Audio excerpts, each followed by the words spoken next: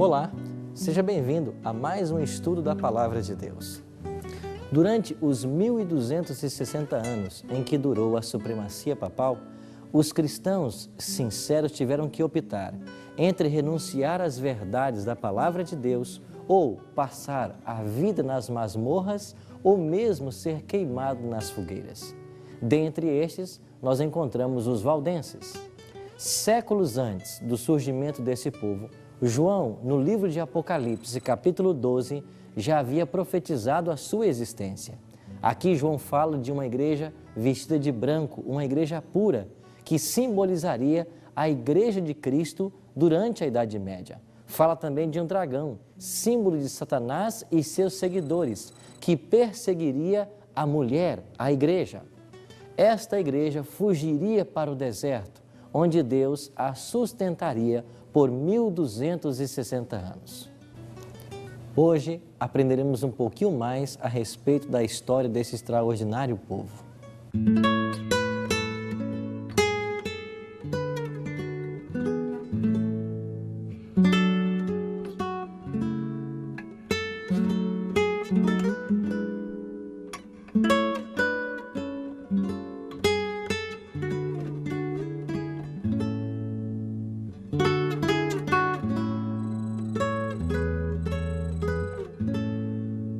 Ao tentar impor a religião e as suas práticas, a Igreja Romana encontrou maior oposição nas suas próprias terras, onde havia firmado seu poderio, aqui na Itália. O povo valdense, durante um período de mais ou menos 1000 anos, esteve resistindo à influência romana e crendo na verdade eterna da Palavra de Deus. Em escolas como esta, desde criança eles eram ensinados a aprender da Palavra de Deus e a viver de acordo com suas regras. Um povo simples, humilde, que cria em Deus e em sua Palavra e buscavam servi-lo de todo o coração.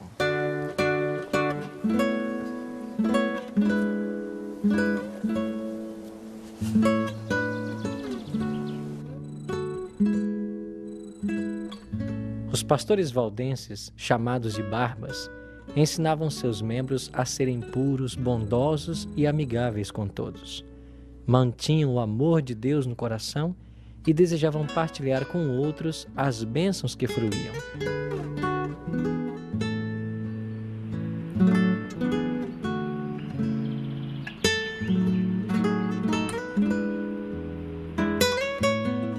Pastor, como era a educação dos jovens valdenses? A educação, ou a formação dos pregadores, porque isso era uma escola de pregadores valdenses, era muito interessante. Eles não tinham todos esses livros de teologia e de história e outras coisas como nós usamos hoje. O livro básico era apenas a Palavra de Deus. E eles, no caso, vinham aqui por 4 invernos e ficavam nesse local aqui, sem sair, estudando a Palavra de Deus e se preparando para pregar o Evangelho em outros lugares.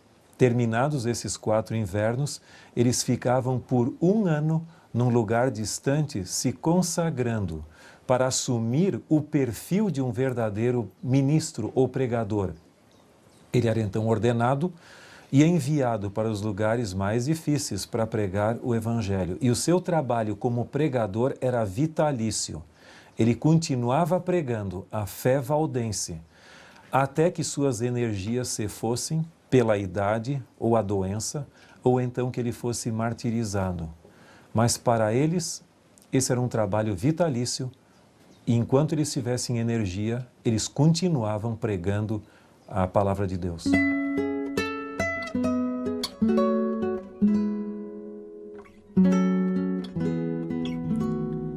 Alguns dos jovens mais inteligentes dos valdenses partiam de casa, no vale, e iam às grandes escolas de Milão, Bolonha, Paris, Barcelona e mesmo Roma. Misturavam-se nessas universidades com outros estudantes, conversando com eles e lhes fazendo perguntas. Levavam, assim, muitos deles a aceitar os ensinos da Palavra de Deus. Quando a Igreja Romana se apercebeu do progresso evangelístico dos valdenses, ordenou que todos eles fossem presos e mortos, onde quer que estivessem. Assim, por trás das elevadas montanhas, em todos os tempos refúgio dos perseguidos e oprimidos, os valdenses encontraram esconderijo. Ali, conservou-se a luz da verdade a arder por entre as trevas da Idade Média. Ali, durante 1000 anos, testemunhas da verdade mantiveram a fé antiga. E num período de tanta perseguição, sendo eles mesmos perseguidos, como que eles faziam para levar esse evangelho às pessoas que não conheciam? Bom, entre eles surgiu aquela expressão tão conhecida, adventista, ou seja, colportor, ou colportores ali, que era o indivíduo que levava consigo uma pequena sacola ali, ou uma bolsa. Eles vendiam outros objetos, tapeçaria e outras coisas mais ali, e junto eles tinham porções da palavra de Deus. E quando encontrassem alguém interessado na Bíblia, ou seja, um candidato em potencial, além do que eles tinham para vender, eles também ofereciam aquela porção da palavra de Deus.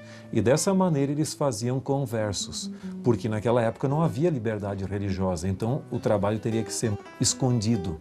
Mas eles corriam o risco, mesmo de não dar certo e quem sabe serem encontrados como conspiradores heréticos.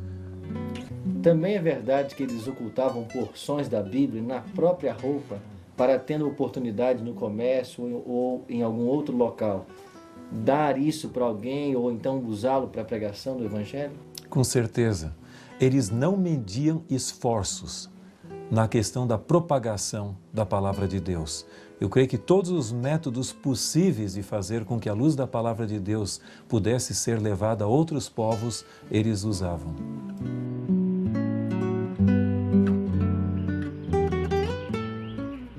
Os missionários valdenses estavam invadindo o reino de Satanás. Os chefes papais viram um grande perigo para a sua causa no trabalho desses humildes itinerantes. Roma decidiu então exterminá-los da terra. Em 1177, o Papa Alexandre III promulgou uma bula contra os valdenses. Esta bula convoca todos os membros da Igreja Romana para se unirem à cruzada contra os assim chamados hereges. Como incentivo para esta obra cruel, a Igreja absolveria todas as penas e castigos eclesiásticos, desobrigava de qualquer juramento feito, legitimava o direito de qualquer propriedade que pudessem ter sido ilegalmente adquiridos e prometia remissão dos pecados aos que matassem alguns dos hereges. Começaram então as mais terríveis cruzadas contra o povo de Deus em seus lares montesinos. Várias vezes foram suas plantações destruídas, suas habitações e capelas incendiadas, mas apesar da carnificina que foram sujeitos, continuavam a mandar seus missionários espalhar a verdade preciosa.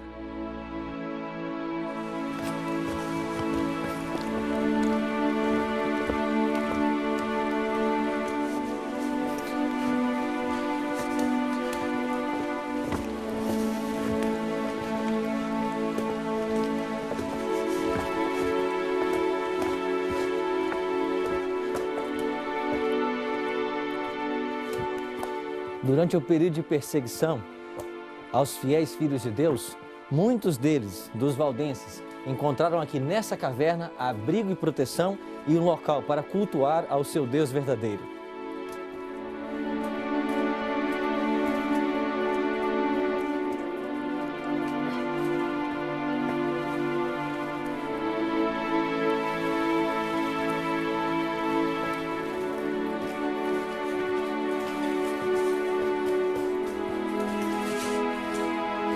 O que de fato acontecia nesse local?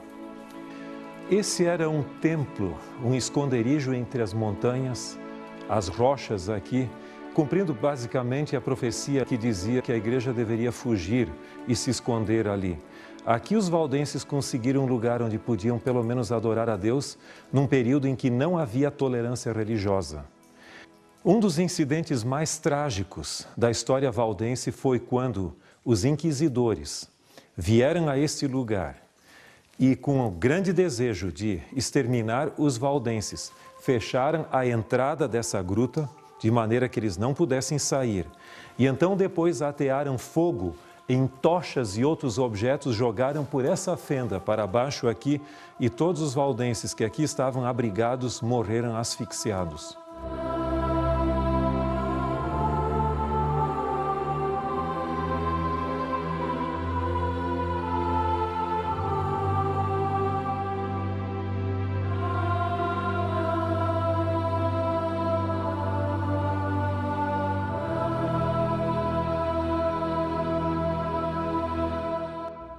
Do outro lado dos Alpes dos valdenses, vivia outro grupo de perseguidos, os assim chamados de hereges, os albigenses.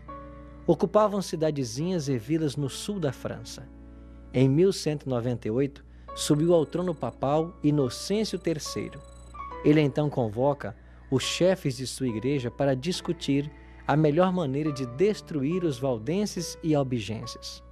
Foi proclamada então uma cruzada, ou Guerra Santa, contra os albigenses em todos os países da Europa dominados pelo papado. Prometiam-se casas, terras e os bens dos hereges, aqueles que matassem esses dissidentes da igreja. Ao terminar a cruzada, milhares de albigenses haviam sido mortos.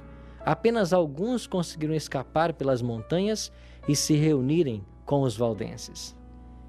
Deus permitiu que relativa paz então chegasse para seus filhos fiéis, com o grande cisma dos papas. Este cisma se deu por causa da eleição de 3 papas ao mesmo tempo: João XXIII, em Pisa, na Itália, Bento ou Benedito XIII, de Avignon, e Clemente XII, de Roma.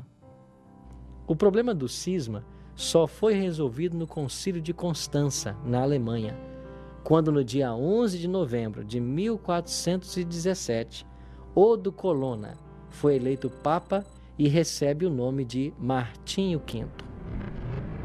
Reiteradas vezes a perseguição retornava. Um desses perseguidores, um capitão chamado Lapalus, dirigiu seus soldados contra os valdenses no lado francês dos Alpes. Os valdenses viram que Lapalus tinha 20 vezes mais soldados do que eles. Então, pondo as crianças e os velhos em carroças, tangendo seus rebanhos, ovelhas e cabras adiante deles, começaram a subir as íngremes encostas dos montes. Entoavam salmos de Davi, enquanto ascendiam mais e mais alto acima do vale. Os abismos ressoavam aos sons de suas vozes. A maioria do grupo chegou à bem conhecida caverna no lado da montanha. As mulheres e crianças foram à pressa para o fundo da caverna, na profundidade da gruta, ao passo que os homens ficaram a vigiar na porta. Tinham pilhas de pedras para arremessar em quem quer que tentasse entrar. Lapalus viu o perigo de se aproximar por baixo. Então deu a volta e desceu por cordas, que seriam usadas para enforcar os valdenses até a boca da caverna. Os homens foram pegos de surpresa. Não haviam previsto um ataque de cima e pareciam paralisados ante o adversário. Haveria sido fácil matar aquele primeiro grupo de soldados, mas aquele povo era tão pacífico que a ideia de lutar, mesmo para defender a própria vida, parecia-lhes estranha. Eles fugiram então para dentro da caverna. Lapalus ordenou que seus soldados colocassem fogo na entrada da caverna e todos morreram sufocados. Cerca de 3.000 pereceram naquele fatídico dia e os valdenses nunca mais ocuparam aquele belo vale. Veio então o tempo da Reforma Protestante. A Alemanha, partes da Suíça, Dinamarca, Suécia, Noruega romperam com a Igreja Romana. E ao chegarem as notícias na Calábria, sul da Itália, o espírito missionário começou a agitar o coração dos valdenses que lá residiam. Mal podiam crer que pudessem agora pregar livremente o verdadeiro Evangelho de Jesus Cristo. Ficaram convencidos de que tinham o dever de ensinar o povo que vivia nas cidades vizinhas a respeito do amor de Jesus e escreveram cartas à Igreja Mãe, nos Alpes, para que lhes enviassem pastores. E aqui, no meio dessas montanhas, era o abrigo que eles tinham então para se defender também, mas aqui eles aprendiam do amor de Deus ao estar envolvido com a natureza. Com certeza. A senhora White diz que o contato com a natureza, ele gera um efeito espiritual e nós podíamos dizer também psicológico apropriado. Na majestade dessas montanhas, eles encontraram não apenas refúgio, mas também uma noção mais clara do poder de Deus, da majestade de Deus. E não podemos esquecer que a natureza é uma das formas de revelação de Deus. Portanto, eles tinham a palavra de Deus como seu compromisso básico e a natureza como um complemento, porque a natureza também revela o amor e a majestade de Deus.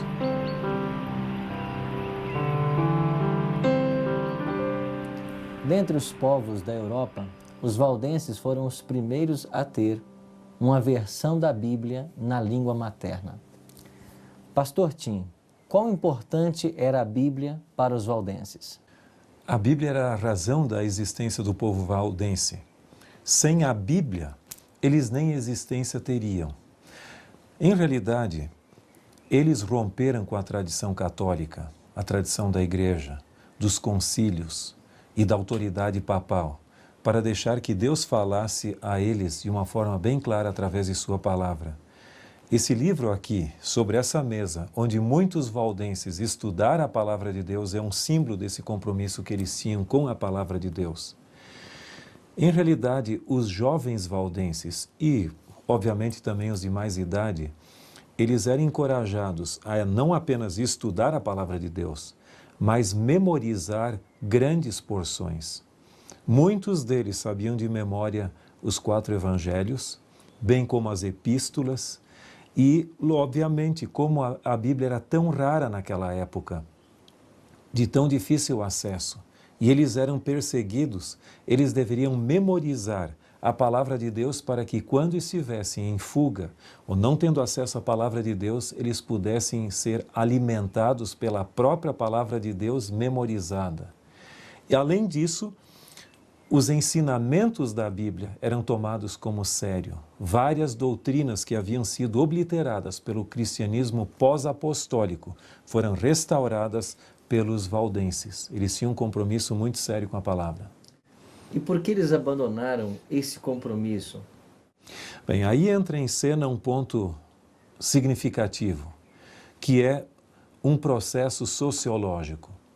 Estudos sociológicos da religião têm demonstrado que normalmente no 2º século de existência de um movimento religioso, depois que faleceram os pioneiros e aqueles que conheceram os pioneiros, esse movimento acaba perdendo a sua identidade, sendo reabsorvido pela própria cultura que tensionava originalmente reformar. No caso dos valdenses, eles conseguiram preservar sua identidade por um período maior devido à perseguição. A própria perseguição que os colocava em dificuldade fazia com que eles mantivessem acesa a tocha do seu compromisso com a verdade. Mas chegou um tempo no qual a liberdade começou a surgir. E a própria liberdade de culto, que por um lado lhes dava oportunidade de servir a Deus melhor, por outro lado, acabou fazendo com que a religião fosse muito livre, sem dificuldade de pagar um preço. E no ano de 1532, os valdenses aderiram oficialmente à Reforma protestante. E junto com a própria Reforma, eles também foram entrando num processo que se chama de aculturalização, ou seja, reabsorvidos pela cultura ou então presos à tradição religiosa dos tempos. E o que nós podemos fazer para não incorrermos no mesmo erro que eles? Eu creio que esse lugar onde estamos, ou seja, aqui o Colégio de Barba, que era uma das várias escolas valdenses aqui, é um símbolo de um lugar onde esse ambiente aqui e essa mesa era usada para estudar a palavra de Deus. Mas nós não temos mais ninguém aqui estudando.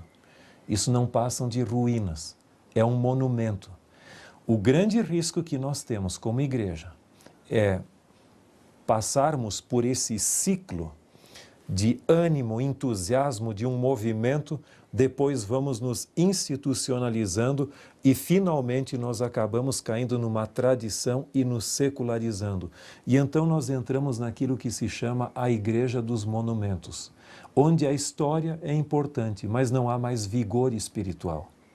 Não podemos, sob hipótese alguma, permitir que isso ocorra conosco como igreja e como povo do Advento, onde, finalmente, nossos seminários teológicos, nossas igrejas não passam simplesmente de museus que contam uma bela e brilhante história do passado, mas que não tem vitalidade presente.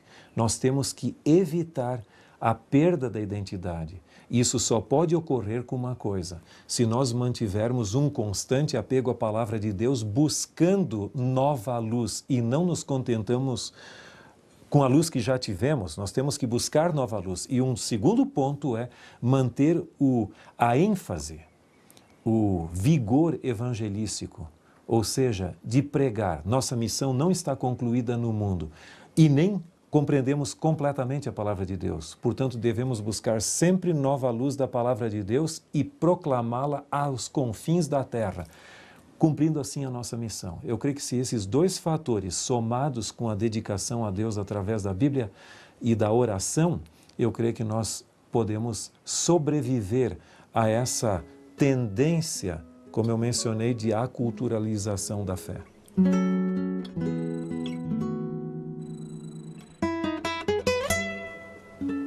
O que o senhor pode nos dizer sobre os valdenses hoje?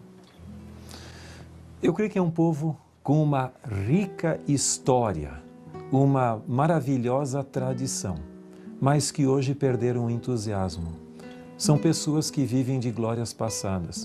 Você tem algumas igrejas ainda aqui, no próprio Vale do Piemont, e também você tem alguns que migraram para outros lugares. Por exemplo, perto de Montevidéu, no Uruguai, há o que se chama de colônia valdense. Inclusive, algumas famílias, como Kairos, Planck, são de origem valdense e hoje são adventistas. Mas eles abdicaram de muitas daquelas verdades. Por exemplo, o sábado, que uma vez foi observado, pelo menos entre algumas dessas comunidades valdenses, não vamos dizer todas, mas alguns, foi totalmente abdicado. E eles assumiram mais ou menos o mesmo perfil de outras tradições protestantes que perderam sua identidade.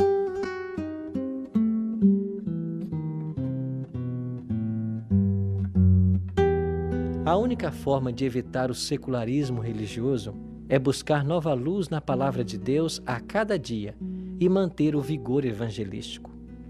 O primeiro impulso de um coração regenerado é levar outros ao Salvador. Tal foi o espírito dos cristãos valdenses. Todas as verdades que descobriam estavam dispostos a partilhar com o risco da própria vida. Por isso, gostaria de convidar você a tomar uma importante decisão hoje.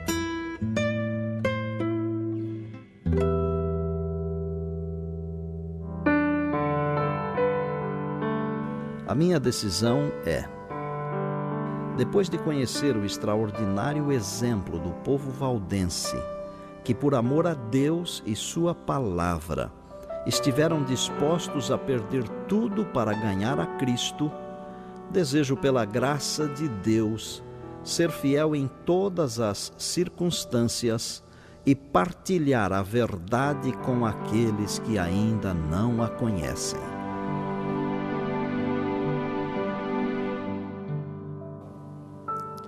Se esta é a sua decisão, ore comigo agora. Bondoso Deus e Pai, ajuda-nos a ter a fidelidade e a fé do povo valdense. Ajuda-nos, mesmo em tempo de provações, ficarmos do lado da verdade e assim estarmos cumprindo com o Teu querer.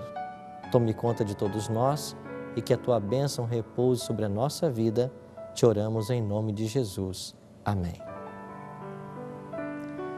Como vimos hoje, os valdenses testemunharam da palavra de Deus, mesmo séculos antes do nascimento de Lutero. Plantaram a semente da reforma que se iniciou no tempo de Wycliffe, cresceu larga e profundamente nos dias de Lutero e deve ser levada avante até o fim do tempo, por aqueles que estão dispostos a sofrer todas as coisas pela palavra de Deus e pelo testemunho de Jesus Cristo. Em nosso próximo encontro, iremos conhecer a história de um dos heróis da fé, João Wycliffe, a estrela da manhã da Reforma. Até lá, que Deus o abençoe.